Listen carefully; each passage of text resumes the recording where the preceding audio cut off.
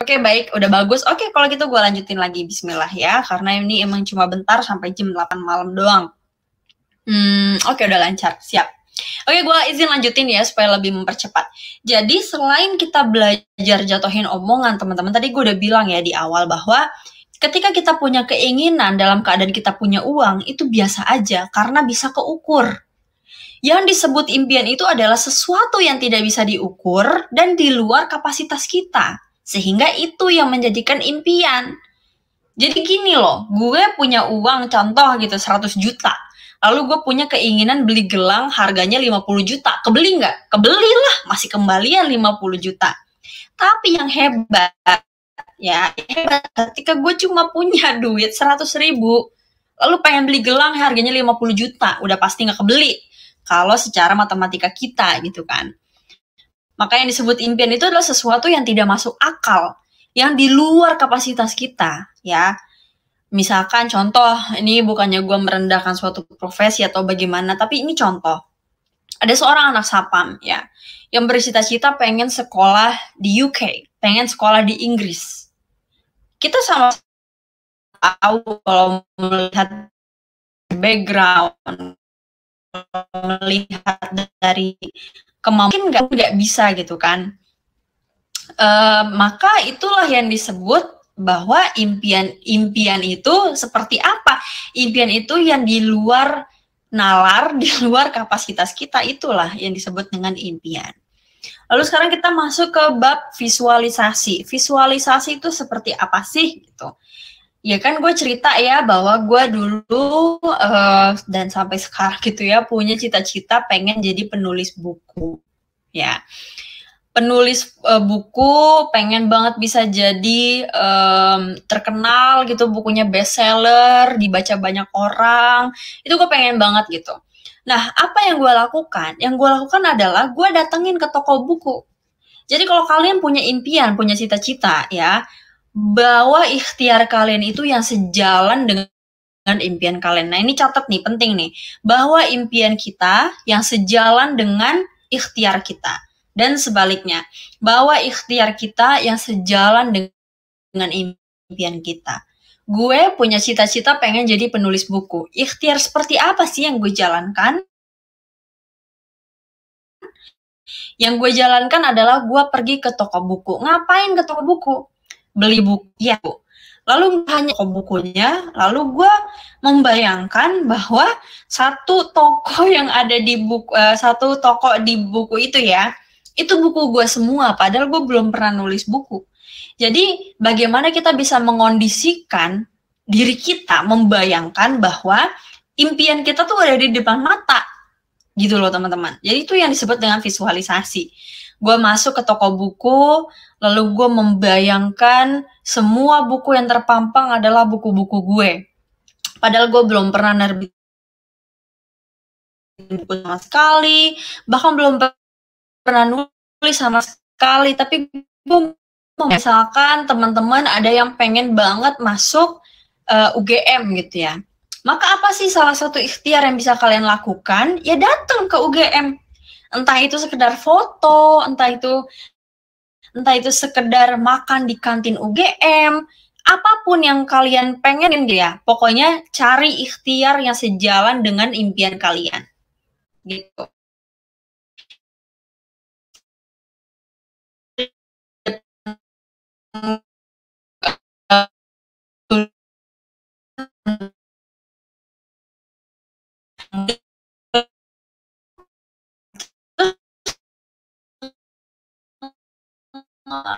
Pengen banget asli. Dan apa tadi ya mobil katanya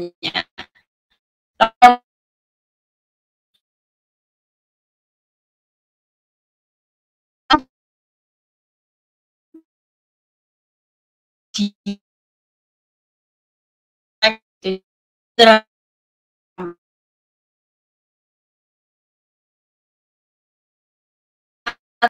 atau gambar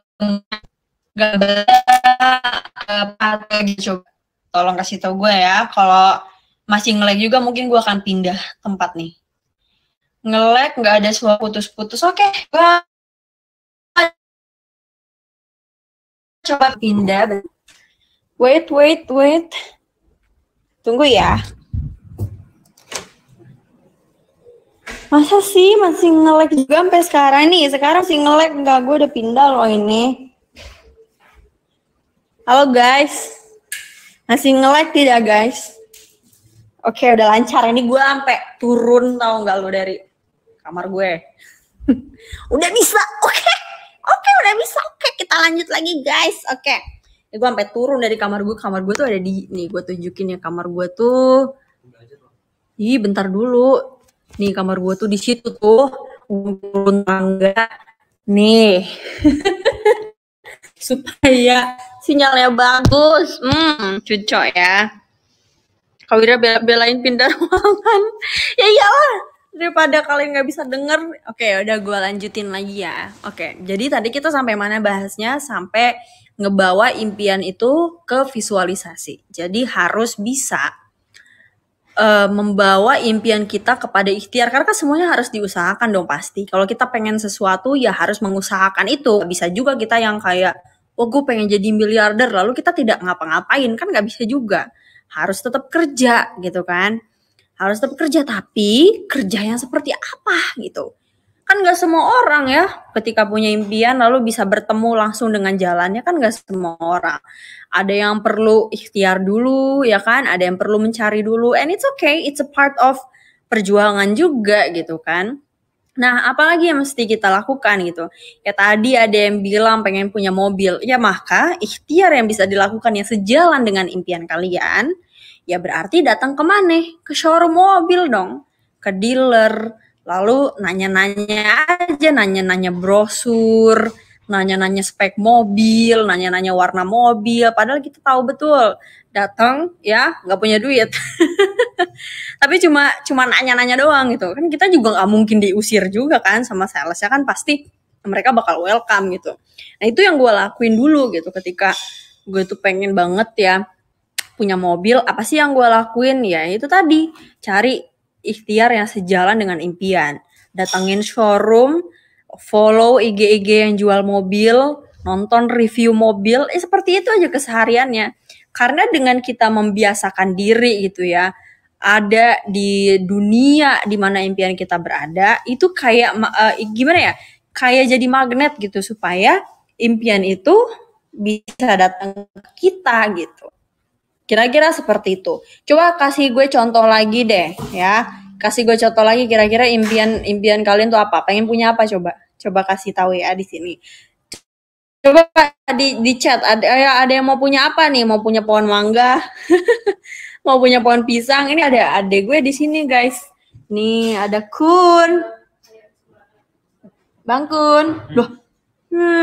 Dia lagi mau belajar bahasa Arab. Jadi kegiatan di dalam rumah gue tuh kalau malam belajar bahasa Arab. Kamu kalau pagi belajarnya apa? Iya. Ya, ada ustazah. Ada ustazah. Enggak, kita lagi nge-live ustazah.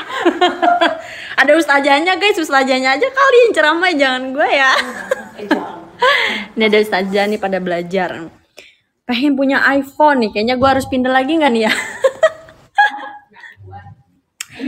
Pengen punya iPhone nih, apa yang mesti dilakuin kalau pengen punya iPhone? Ya berarti datang ke Apple Store ya kan, datang ke iBox. Nih ada emak gua tuh di situ tuh, emak gua no.